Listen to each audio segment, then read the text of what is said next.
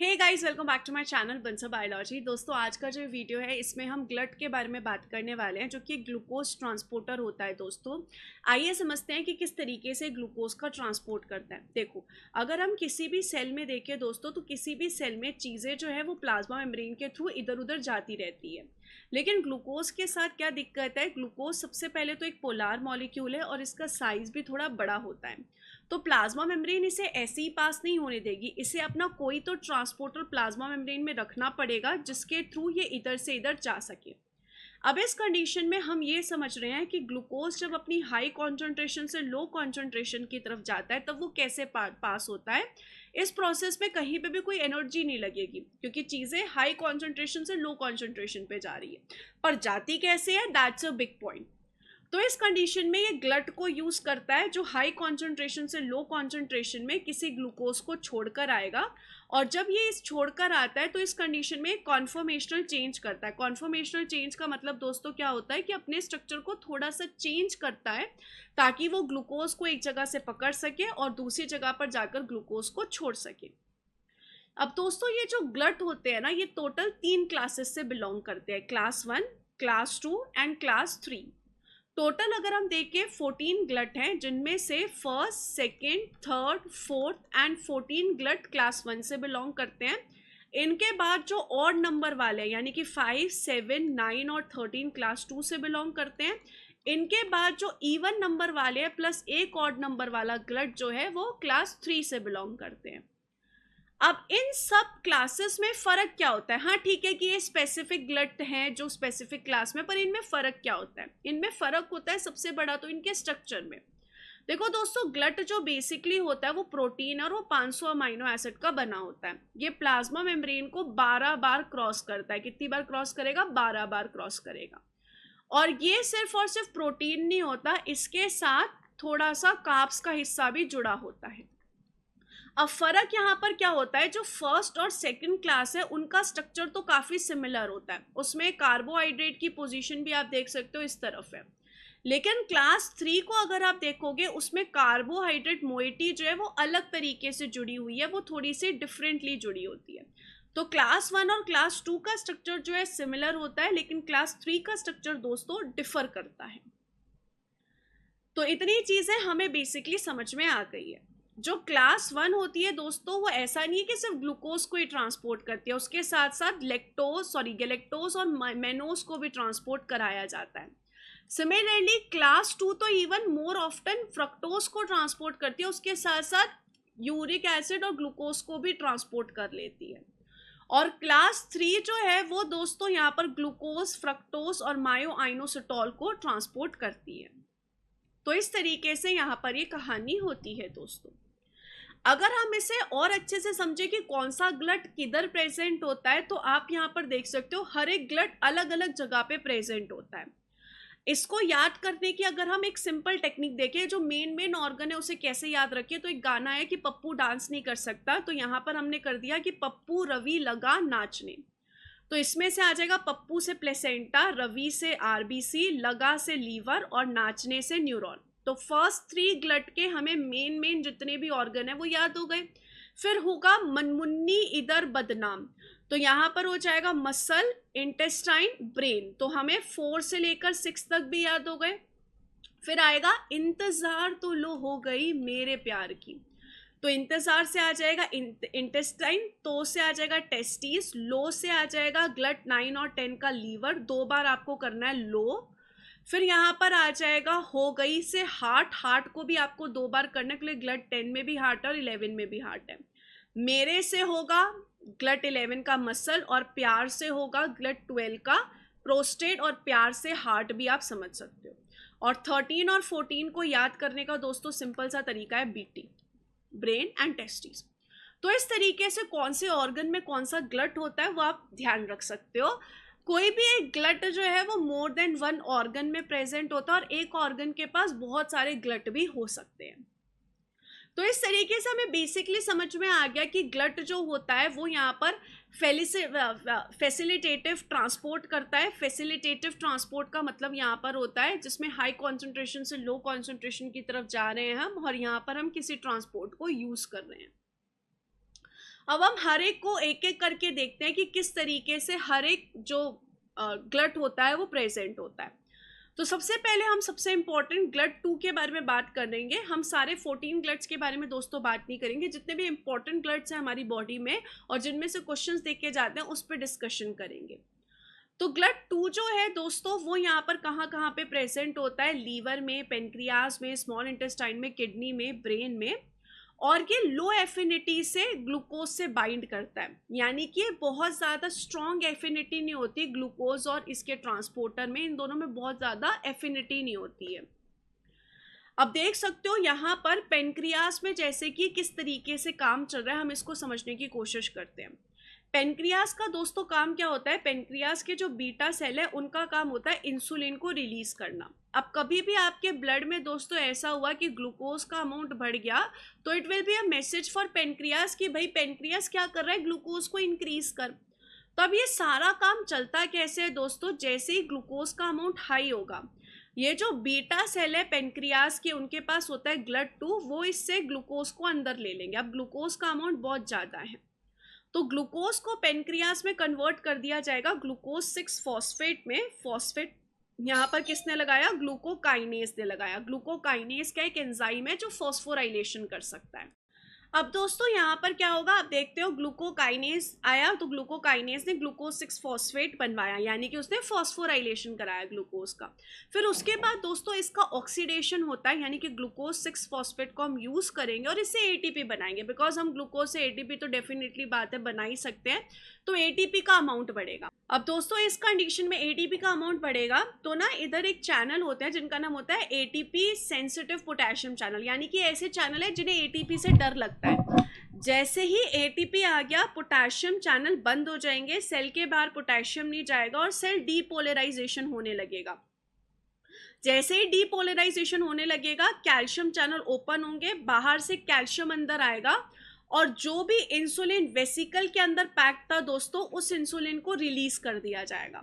तो इस तरीके से ग्लट 2 जो है वो इंसुलिन के रिलीज में पेनक्रियास से हेल्प करता है। ऐसे अगर हम यहाँ पर बातें करें तो ग्लट 2 बाकी सारी जगह पर भी प्रेजेंट होता है। फॉर एग्जांपल आप यहाँ पर देख सकते हो हिपैटोसाइट्स जो हमारे लीवर में प्रेजेंट होते हैं ग्लट 2, उनमें जो हिपैटोसाइट्स हैं उनके ऊपर ये जो ग्लट 2 प्रेजेंट है ये भी यहाँ पर वर्क करते हैं ग्लूकोज के ट्रांसपोर्टेशन में। लेकिन ये जो ट्रांसपोर्टेशन होता है बाई डायरेक्शनल होता है, यानी कि ग्लट 2 ग्लूकोज को सेल के बाहर भी ले जा सकता है, सेल के अंदर भी ले जा सकता है। इट ऑल डिपेंड ऑन कि ग्लूकोज का कितना अमाउंट है। अगर अभी अभी आपने खाना खाया है तो इस कंडीशन में ग्लट 2 ग्लूकोज को सेल के अंदर लेकर आएगा और सेल के अंदर लेकर आने की वजह से ग्लाइकोजन बनवाएगा। वहीं अगर आपने फास्टिंग की और बहुत टाइम से खाना नहीं खाया है तो इस कंडीशन में लीवर से ही ग्लूकोज को बाहर भेजेगा और यहाँ पर बाहर भेजकर उससे एनर्जी बनवाएगा ताकि यहाँ पर एनर्जी को यूज किया जा सके। तो इस जगह पर ये जो है ग्लट बाई डायरेक्शनल वर्क करता है। ऐसे ही दोस्तों अगर हम यहाँ पर आगे चले तो ग्लट 2 इंटेस्टाइन में भी प्रेजेंट होता है। इंटेस्टाइन में आप यहाँ पर देख सकते हो, इंटेस्टाइन में क्या होता है, जब भी हम कोई खाना खाते हैं उसके बाद स्टमक से पास होने के बाद वो किस में एंटर करेगा दोस्तों, ऑब्वियस सी बात है इंटेस्टाइन में एंटर करेगा। तो अगर अभी हमने खाने में बहुत ज़्यादा ग्लूकोज खाया है तो यहाँ से अब इंटेस्टाइन से हमें इस ग्लूकोज को एब्जॉर्ब करना पड़ेगा और ब्लड में भेजना पड़ेगा। तो इस चीज़ के लिए भी दोस्तों ग्लट 2 प्रेजेंट होता है और ये यहाँ पर क्या करता है, जो इंटेस्टाइन में सेल्स हैं उनमें ग्लूकोज की एंट्री दिलाता है। तो ये देख सकते हो आप यहाँ पर, ये ब्लू कलर के ग्लट 2 है, इन्होंने यहाँ पर क्या किया, इन्होंने यहाँ पर एक्सपोर्ट किया है ग्लूकोज एंड फ्रक्टोज को इनटू पोर्टल सर्कुलेशन। तो आप यहाँ पर देख सकते हो ये जो ग्लट 2 है, सबसे पहले अगर ग्लूकोज का अमाउंट हाई हुआ तो इस कंडीशन में सबसे पहले वो यहाँ पर क्या करेंगे, जो ये सेल्स है, सेल्स किसके, इंटेस्टाइन के जो सेल्स है उसके अंदर सबसे पहले ग्लूकोज को अंदर लेकर आएंगे। एक बार इन सेल्स के अंदर ग्लूकोज आ गया उसके बाद ये जो पोर्टल सर्कुलेशन है यानी कि जो ब्लड वेसल है यहाँ पर इस ग्लूकोज को भेजेंगे। इसको भेजने के लिए फ्रक्टोज एंड ग्लूकोज दोनों ही है जिसका ये ट्रांसपोर्ट कर सकता है ग्लट 2। तो यहाँ पर भी आप देख सकते हो ग्लट 2 प्रेजेंट है। यहाँ पर ग्लट 2 सिर्फ तभी प्रेजेंट होगा जब ग्लूकोज का हाई अमाउंट है, तब यहाँ पर ग्लट 2 प्रेजेंट होगा। इंटेस्टाइनल सेल्स के अंदर ग्लूकोज लेकर आएगा और यहाँ पर नॉर्मली ग्लट 2 प्रेजेंट ही होता है, इसका काम होता है ग्लूकोज और फ्रक्टोज को बाहर भेजना। इसके अलावा अगर हम देखें दोस्तों, किडनी में भी ये प्रेजेंट होता है। जैसे कि अगर हम यूरिन फॉर्मेशन करते हैं, किडनी में यूरिन फॉर्मेशन होता है नेफ्रॉन में, तो नेफ्रॉन में जब ग्लूकोज आता है तब उसका काम होता है कि वो ग्लूकोज को एब्जॉर्ब कर ले, रीएब्जॉर्ब कर ले। तो इस कंडीशन में भी जो ग्लूकोज होता है वो यहाँ से जो पीसीटी होता है, that is proximal convoluted tubule, इससे एब्जॉर्ब किया जाता है। अब इसमें भी GLUT2 का ही रोल आता है। किस तरीके से आता है आप यहाँ पर इस चीज को देख सकते हो। यहाँ पर ग्लूकोज जो है इसका अमाउंट ज्यादा है, यहाँ पर जो GLUT2 है वो इस ग्लूकोज को कहाँ भेज रहा है, इस ग्लूकोज को इस सेल से बाहर भेजेगा। यानी कि सबसे पहले ये जो ट्यूब्यूल है इसमें से इस सेल के अंदर ग्लूकोज को लाया जाएगा। एक बार वो इस सेल के अंदर आ गया, उसके बाद इस सेल से उसे बाहर भेजा जाएगा, यानी कि ब्लड वेसल की तरफ भेजा जाएगा, और इसके लिए हमें GLUT2 चाहिए होता है। तो यहाँ पर GLUT2 का काम क्या होगा कि ये जो सेल है इस सेल से कैपिलरी की तरफ पे ग्लूकोज को भेजे। सेल के अंदर ग्लूकोज का लाने का काम किसी और का है, यहाँ पर सेल के अंदर कोई और लेकर आएगा, सेल के बाहर भेजने का काम GLUT2 का होता है। ऐसे ही आप यहाँ पर नेक्स्ट चलते हैं हम GLUT4 की तरफ। GLUT2 के बाद अब चलते हैं GLUT4 की तरफ। GLUT4 जो है दोस्तों वो एक इंसुलिन डिपेंडेंट होता है, क्लासिकल इंसुलिन डिपेंडेंट है। यानी कि अगर इन सेल्स को ग्लूकोज को अंदर लेना है GLUT4 के थ्रू तो उन्हें इंसुलिन के ऊपर डिपेंडेंट, अगर इंसुलिन होगा तभी वो ग्लूकोज को अंदर ले पाएंगे। अब इस कंडीशन में आप दोस्तों देख सकते हो इंसुलिन जो है वो इंसुलिन रिसेप्टर से बाइंड करता है। ये इंसुलिन रिसेप्टर कहाँ प्रेजेंट होंगे, सेल के ऊपर प्रेजेंट होंगे। ये इंसुलिन रिसेप्टर सिग्नल भेजेंगे जिसकी वजह से GLUT4 मेम्ब्रेन पे आएगा प्लाज्मा मेम्ब्रेन के बाद, और उसी के बाद ही ग्लूकोज को सेल के अंदर लाया जा सकता है। GLUT4 cardiac system, muscle system, यानी कि मसल जो स्केलेटल मसल है, कार्डियक मसल है, brown and white adipose tissue और ब्रेन में स्पेसिफिकली देखा जाता है। लेकिन ये पर्टिकुलरली दोस्तों किसके ऊपर डिपेंडेंट होता है, पर्टिकुलरली इंसुलिन के ऊपर डिपेंडेंट होता है। अगर इंसुलिन की यहाँ पे सिग्नलिंग आ रही है तभी GLUT4 प्लाज्मा मेम्ब्रेन पे जाएगा और ग्लूकोज को सेल के अंदर लेगा, और else it won't be able to do that. हम आगे अगर हम यहाँ पर चले दोस्तों, अगर हम आगे बढ़े तो आगे आप यहाँ पर देख सकते हो कि जब लो इंसुलिन स्टेट हो, यानी कि अभी आप फास्टिंग की कंडीशन में, अभी आपने कंज्यूम नहीं किया है ग्लूकोज को, तो इस कंडीशन में जो GLUT4 है वो स्टोर रहता है इंट्रासेल्यूलर वेसिकल्स पे। GLUT4 को हम क्या करते हैं, स्टोर करके रखते हैं सेल के अंदर। एक बार जब आपने खाना खा लिया, ग्लूकोज का अमाउंट बढ़ा है, तभी यहाँ पर इंसुलिन आएगा, रिसेप्टर से बाइंड करेगा और ग्लूकोज को अंदर लेकर आएगा।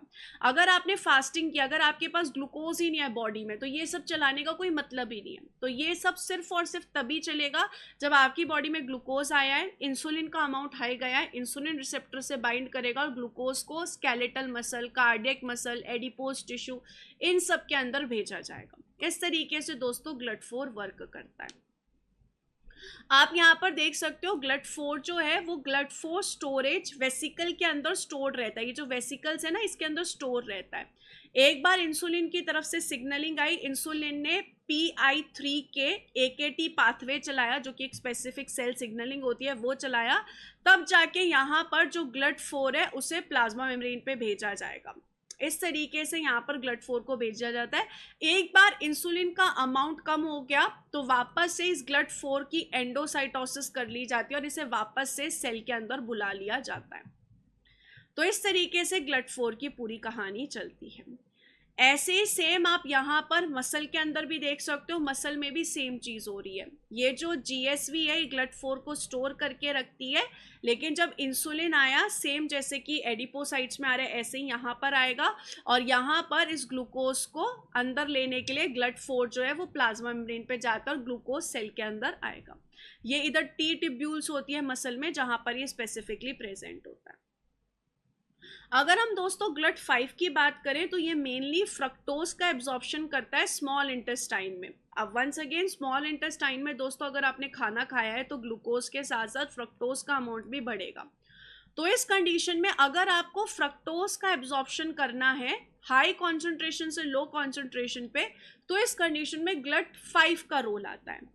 आप यहाँ पर देख सकते हो, हमने थोड़ी देर पहले GLUT2 का रोल देखा था इंटेस्टाइन में। GLUT2 यहाँ पर ग्लूकोज और फ्रक्टोज दोनों को ही मूव करवा रहा था। ग्लट 5 जो है दोस्तों वो बेसिकली यहाँ पर क्या करता है, फ्रक्टोज को लेकर आता है ल्यूमन से, यानी कि आपकी जो इंटेस्टाइनल ल्यूमन है जिसमें सारा खाना है, वहां से सेल के अंदर जो एंट्री करवानी है फ्रक्टोज की वो करवाता है।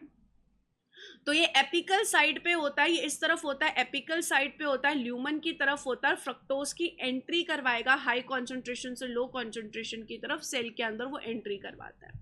इस तरीके से यहाँ पर इसमें कोई एनर्जी नीडेड नहीं होती है। सो दोस्तों ये सारे जो थे ग्लट 2 था, ग्लट 4 था और ग्लट 5 था। इससे रिलेटेड CSIR ने अभी CSIR नेट जुलाई 2025 के पेपर में क्वेश्चन भी पूछा था। क्वेश्चन ये था दोस्तों, which one of the following molecules is transported into enterocytes. Enterocytes किसको बोलते हैं, इंटेस्टाइन के सेल्स को बोलते हैं, from intestinal lumen by GLUT 5। यानी कि ग्लट 5 जो होता है वो इंटेस्टाइन का जो ल्यूमन है उसमें से जो उसके सेल्स होते हैं वहां पर किस मॉलिक्यूल को ट्रांसपोर्ट करता है।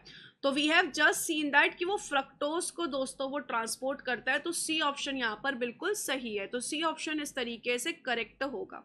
हम वापस से देख लेते हैं सारे ग्लट के बारे में। बेसिकली सबसे पहले हमने यहाँ पर बात की थी ग्लट 2 के बारे में। ग्लट 2 में हमने पेनक्रियाज में देखा था कि वो इंसुलिन को बाहर भेजने में वर्क करता है, लीवर में वो दोनों तरफ ट्रांसपोर्ट कर सकता है। इट ऑल डिपेंड्स ऑन कि ग्लूकोज का कितना अमाउंट है उसके ऊपर। इंटेस्टाइन में हमने यहाँ पर देखा था कि बेसिकली वो इस तरफ बेसोलेटरल साइड प्रेजेंट होता है और ब्लड की तरफ ग्लूकोज को भेजता है फ्रक्टोज के साथ। एपिकल साइड पे भी हो सकता है जहां पर ल्यूमन होती है उस तरफ, लेकिन वहां पर बेसिकली सिर्फ तभी होगा जब इंसुलिन का अमाउंट ज्यादा होगा। किडनी में यहाँ पर उसका काम होता है कि जो सेल है उससे बाहर भेजे, यानी कि ब्लड की तरफ भेजे ग्लूकोज को। नेक्स्ट अगर हम देखें ग्लट 4 जो है वो हमने देखा था कि वो प्रॉपर इंसुलिन डिपेंडेंट होता है और वो सिर्फ तभी ग्लूकोज को अंदर ले सकता है जब इंसुलिन से सिग्नलिंग आई है। ऐसे ही हमने यहाँ पर ग्लट 5 के बारे में देखा जो स्पेसिफिकली फ्रक्टोज का ट्रांसपोर्ट करता है। सो आई होप दोस्तों आपको ये पूरा का पूरा जो वीडियो है वो समझ में आ गया होगा। Thank you so much for watching this video. अगर आपको मेरे साथ पूरी तैयारी करनी है दोस्तों तो आप बंसल बायोलॉजी के साथ जुड़ सकते हो। Wish you all the very best guys, take care of yourself. Thank you so much, bye bye.